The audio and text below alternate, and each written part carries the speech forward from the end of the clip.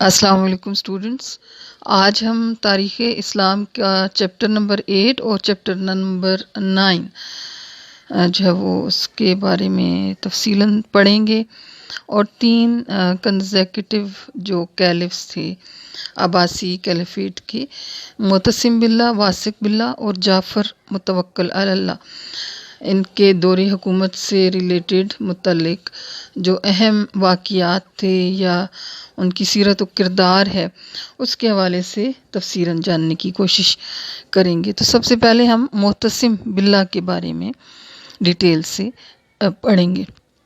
معتصم باللہ کا جو دور خلافت ہے وہ 218 ہجری سے لے کر 227 ہجری بمطابق 833 عیسوی تا 842 عیسوی ہے۔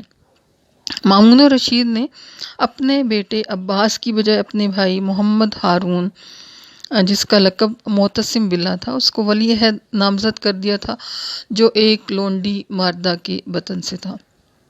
لہٰذا وہ مامون کی وفات کے بعد 218 ہجری 833 عیسوی کو طرطوس کے مقام پر تخت نشین ہوا۔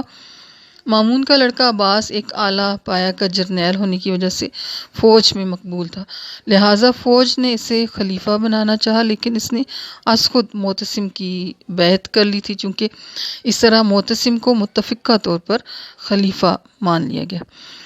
معتصم کی تعلیم و تربیت کے لیے ہارون الرشید نے پوری کوشش صرف کی، اور اس کے لیے ایک تعلیم یافتہ غلام مقرر کر رکھا تھا جو ہر وقت اسے پڑھاتا رہتا، اور اس کی موت کے بعد جب ہارون نے اسے کہا کہ وہ تمہارا غلام تو مر گیا، اب بتلاؤ، معتصم نے کہا ہاں وہ تو مر گیا ہے اور کتاب کی بلا سے میں چھوٹ گیا، تاہم شجاعت اور بہادری میں وہ بے مثل تھا اور فنون حرب سیکھنے کا بے حد شوقین تھا۔ اس وجہ سے مامون الرشید اسے بہت پسند کرتا تھا۔ مامون نے اپنی زندگی میں سے شام اور مصر کا والی بھی مقرر کر رکھا تھا۔ اس طرح معتصم باللہ کے پاس حکومتی تجربہ بھی تھا۔ تو آج ہم نے معتصم کی سیرت اور کردار کے بارے میں تفصیلاً جو ہے وہ دیکھنا ہے۔ معتصم کو علوم و فنون سے کوئی دلچسپی نہ تھی، تعلیمی میدان میں معمولی نوشت و خوان سے زیادہ کچھ حاصل نہ کر سکا، یعنی کہ بہت ہی نامینل سی اس کی ایجوکیشن تھی، برائے نام سی۔ لیکن جہاں تک عسکری ذہانتوں اور صلاحیتوں کا تعلق تھا، معتصم پیدائشی سپاہی تھا۔ وہ قوی دل، برعکس قوی جسم، بڑا بہادر اور عظمت و شان و ہیبت و جبروت کا مالک تھا۔ اس کی جسمانی قوت غیر معمولی تھی، فزیکلی بہت زیادہ اسٹرانگ تھا، دانت کاٹے کا اس کے جسم پر کوئی اثر نہیں ہوتا تھا، اور توانا سے توانا آدمی کا جسم دبا دیتا تو اس کی ہڈیاں چٹک جاتی، اور تقریباً 5 من کے قریب بوجھ اٹھا کر خود چل لیتا۔ اس نے اپنے 8 سالہ جو عہد حکومت ہے اس میں میدان کارزار میں کئی کارنامے سر انجام دیے۔ اموریہ کی فتح اس کے دور کا شاندار کارنامہ ہے۔ اپنے مختصر سے عہد حکومت کے دوران اس نے اندرون ملک تمام سازشوں اور بغاوتوں کا سر کچل دیا، اور بیرون ملک رومیوں کو نیچا دکھا کر اپنی حدود ملکی وسیع سے وسیع تر کی۔ معتصم بیسیکلی ایک سپاہی تھا جس کی ساری جو دلچسپیاں تھیں وہ میدان جنگ تک محدود تھیں۔ معتصم کی چند غلط پالیسیوں کی بدولت عباسیوں کی قوت کا زوال و انحطاط شروع ہوا۔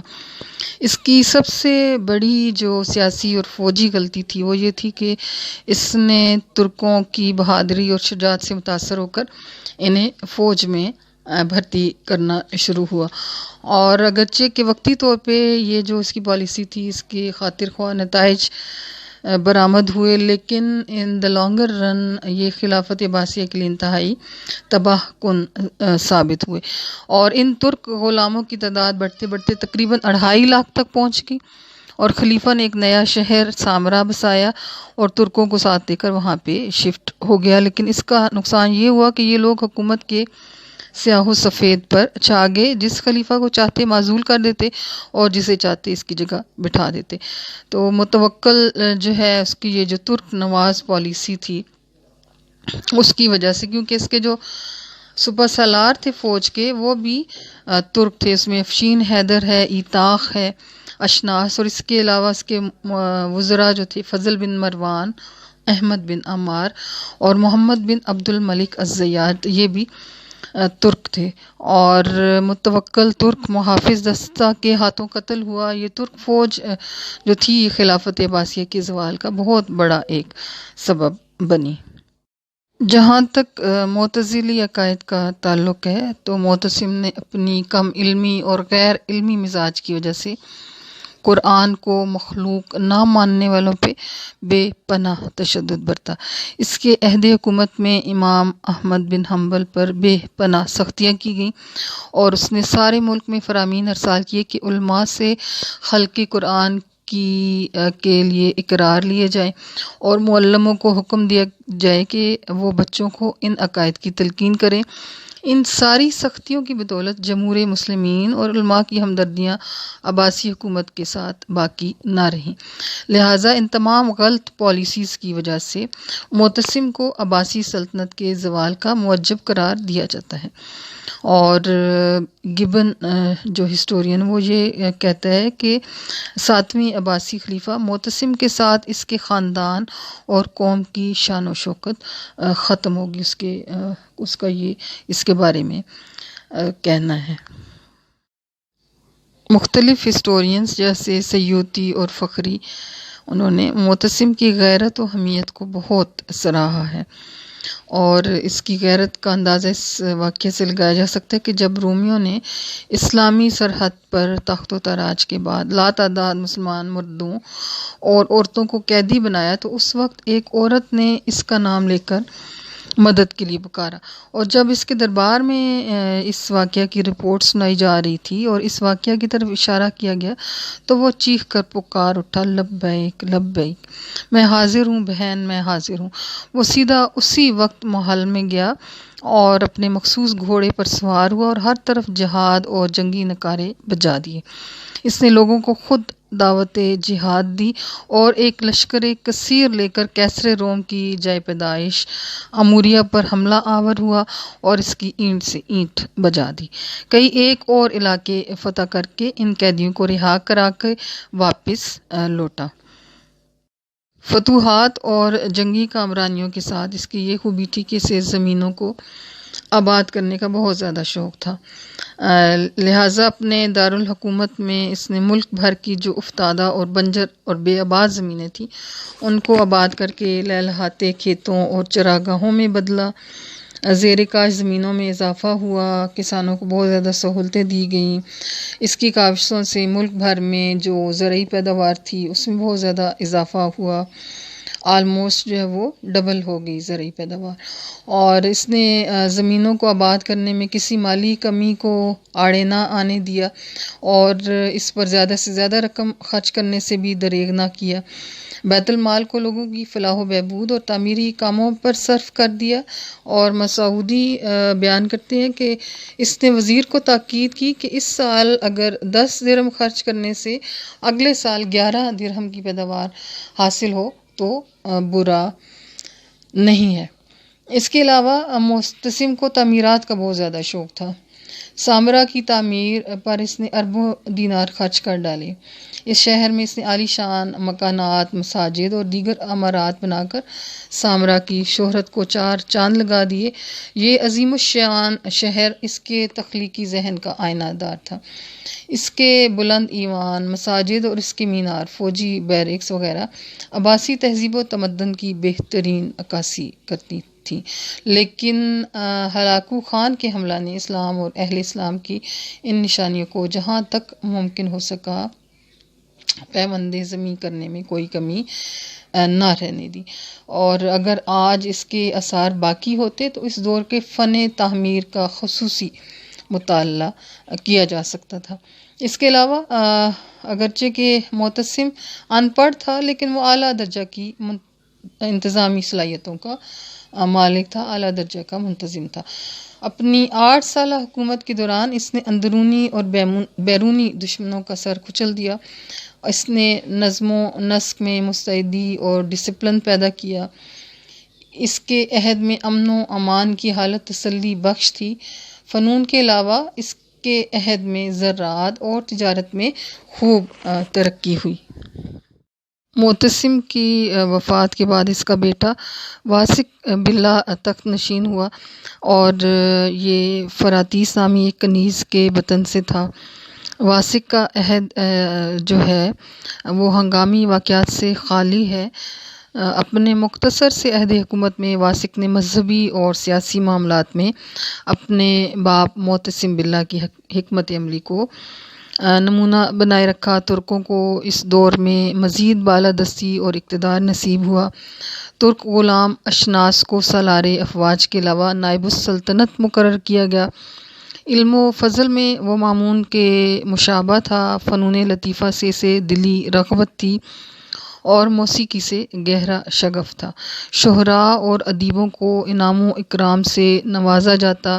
شعر و سخن سے دلچسپی کا اندازہ ان علمی و ادبی مجالس سے لگایا جا سکتا ہے جو اس کی سرپرستی میں اکثر منعقد کی جاتی۔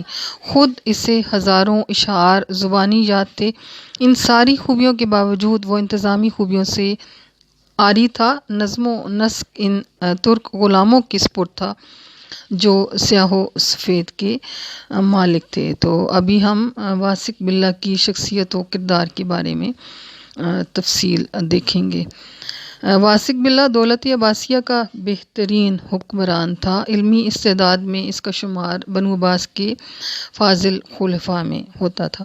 واثق علم و فضل میں یکتا تھا۔ سیوطی کہتا ہے کہ واثق اپنے ادب اور اپنے علم و فضل کی وجہ سے چھوٹا مامون کہلاتا تھا۔ وہ شعر و سخن کا دلدادہ تھا۔ اس کا اعتراف باکمال اساتذہ نے بھی کیا ہے۔ اس کے دربار میں علمی و ادبی مجالس کا انعقاد ہونا اور علماء و شعراء کو بیش قیمت انعامات سے نوازا جاتا تھا۔ خود واثق کو بھی ہزاروں اشعار جو تھے وہ زبانی یاد تھے۔ واثق فن موسیقی میں بھی خاصا ماہر تھا۔ اس نے اپنے فنی امیج سے 100 سے زائد راگ ایجاد کیے، اور فن موسیقی میں اسے اس قدر ملکہ حاصل تھا کہ بڑے سے بڑے اساتذہ جو تھے وہ اس کے گرویدہ تھے۔ اس کے علاوہ اپنے معتزلی عقائد میں بہت متشدد تھا اور اپنے مذہبی مخالفین کو برداشت نہ کر سکتا تھا۔ اس نے احمد بن نصر کو اپنے ہاتھ سے محض اس لیے قتل کر دیا کہ وہ معتزلی عقائد کی کھلم کھلا مخالفت کرنے لگا تھا، اور اس کے مذہبی تعصب کا یہ عالم تھا کہ وہ رومیوں سے قیدیوں کے تبادلے کے دوران اس نے ان قیدیوں کو واپس قبول کرنے سے انکار کر دیا جنہوں نے معتزلی عقائد قبول نہ کیے تھے۔ اگرچہ واثق معتزلی عقائد کا حامی تھا اور اپنے مذہبی مخالفین کو برداشت نہ کر سکتا تھا، لیکن اس کے باوجود وہ نہایت متحمل مزاج تھا۔ اس نے اپنے عہد حکومت میں علویوں کو مکمل آزادی دے رکھی تھی اور ان کے ساتھ تحمل مزاجی سے پیش آتا تھا۔ یوں سمجھیں کہ وہ بنیادی طور پر حلیم الطبع اور متحمل مزاج شخص تھا۔ واثق باللہ آزاد خیال حکمران تھا۔ وہ مذہب میں تقلید کی بجائے غور و فکر کا عادی تھا۔ وہ ہر مسئلے کو عقل کی کسوٹی پر پرکھتا تھا اور جدید فلسفہ کے نظریات سے بھی واقف تھا۔ اس کے دربار میں طبیعیات، فزکس اور ما بعد الطبیعیات، میٹا فزکس پر نظریاتی مباحث کے لیے مجالس منعقد ہوتی، اور وہ خود بھی ان مجالس میں شریک ہو کر علم و فلسفہ سے استفادہ کرتا۔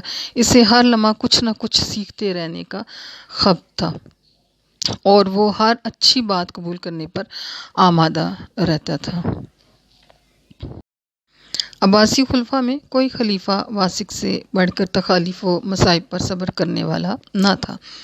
وہ خلاف طبع باتوں کو بھی برداشت کر لیتا اور سم ٹائمز اپنے غلط ارادے پر بھی قابو پا لیتا۔ اس نے قسم کھائی تھی کہ وہ ضرور عبد الملک بن زیاد جو کہ اس کا وزیر تھا اس کو قتل کرا دے گا، لیکن پھر اس نے تحمل اور صبر سے کام لیا اور قسم کا کفارہ ادا کر کے عبد الملک کو بدستور وزارت کے عہدے پر رہنے دیا۔ اس کے علاوہ واسق بلّہ کو رفع عامہ کے کاموں میں بھی خاصی دلچسپی تھی۔ اس کی وفات کے بعد مدتوں لوگ اسے یاد کر کے رویا کرتے تھے۔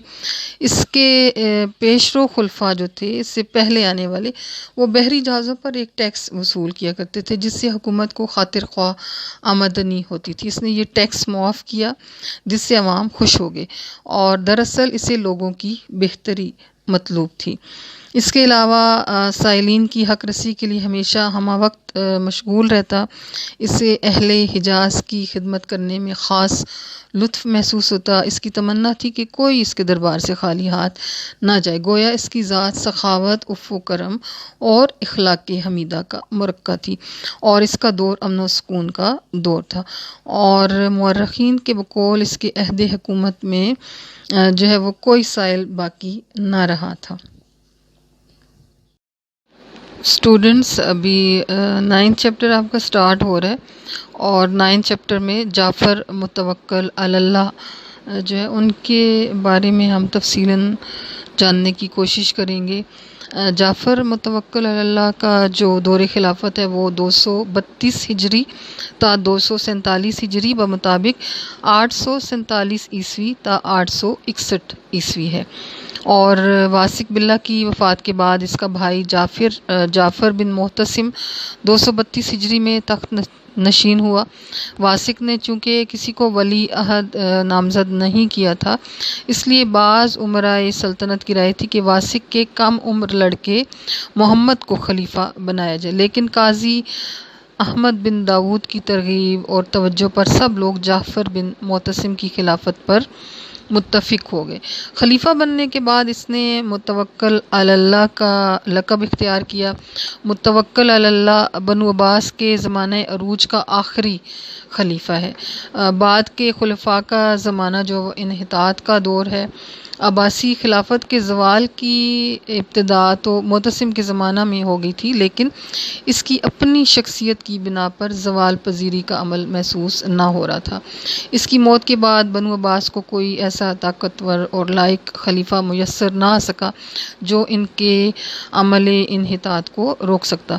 متوکل نے عنان اقتدار سنبھالنے کے بعد اپنے جو پیش رو خلفاء تھے، اپنے سے پہلے والے جو خلفاء تھے، ان کی سیاسی اور مذہبی پالیسیوں کو الٹ دیا، خلق قرآن کے بارے میں بحثوں اور مناظروں پر پابندی لگا دی، اور ان عقائد و نظریات کی سرکاری سرپرستی سے ہاتھ کھینچ لیا۔ ان تمام علماء کو جو معتزلی عقائد کی مخالفت کی بنا پر قید تھے، رہا کر دیا گیا۔ ترکوں کے اقتدار میں کمی لانے کے لیے بھی کئی ایک اقدامات کیے گئے، لیکن کامیابی نہ ہو سکی، بلکہ وہ خود ہی ان کے ہاتھوں قتل ہو گیا، اور عباسی خلفاء میں یہ پہلا خلیفہ تھا جو قتل ہوا۔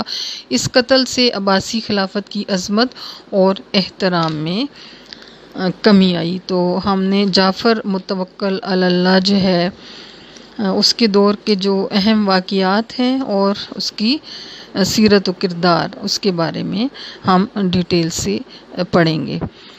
تو ایک تو یہ تھا کہ اس نے سنت کا احیاء کیا، معتزلہ کا خاتمہ ہوا متوکل کے پیریڈ میں۔ تو متوکل نے امام شافعی کے مسلک کو پسند کیونکہ یہ کرتا تھا، تو اس نے اس کے تحت جو ہے وہ اپنی یہ جو اس کی پسندیدگی تھی امام شافعی کے مسلک سے، تو تخت نشین ہونے کے تھوڑی دیر بعد محدثین کو اپنے دارالحکومت سامرا میں دعوت دی، ان کی قدر افزائی کی، اور انہیں مساجد میں حدیث کا درس دینے کی اجازت دی۔ انہیں وہ احادیث بھی بیان کرنے کی آزادی دی جن پر گزشتہ جو 3 خلفاء تھے ان کے دور میں پابندی تھی، یعنی اللہ تعالیٰ کی صفات سے متعلق احادیث، اور وہ احادیث جن میں قیامت کو اللہ کی زیارت کی بشارت دی گئی ہے۔ اس کے علاوہ متوکل نے شرک و بدعات کو ختم کرنے کے لیے ان غلط رسوم و رواج کو ختم کرنے کی کوشش کی جو مختلف فرقوں کے لوگوں نے شروع کر رکھی تھی۔ اس ضمن میں اس نے وہ مشرکانہ رسوم بھی بند کروا دی جو حضرت امام حسین رضی اللہ تعالیٰ عنہ کے مزار پر کی جاتی تھیں۔ اس سے جو اہل تشیع حضرات تھے وہ متوکل کے خلاف ہو گئے تھے۔